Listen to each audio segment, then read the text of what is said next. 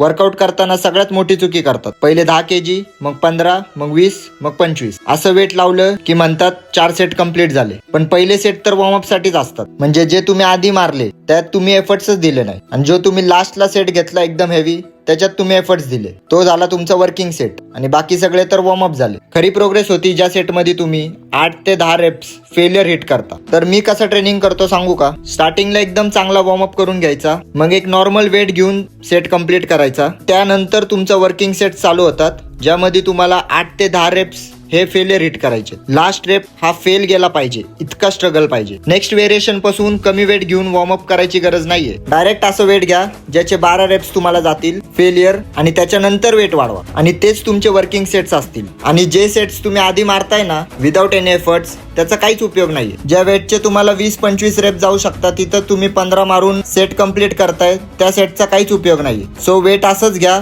ज्याचे तुम्हाला 8, 10, 12 रेप्स जातील. हा छोटासा चेंज तुमच्या वर्कआउट मध्ये करा, आणि मग बघा तुमची बॉडी कशी चेंज होती.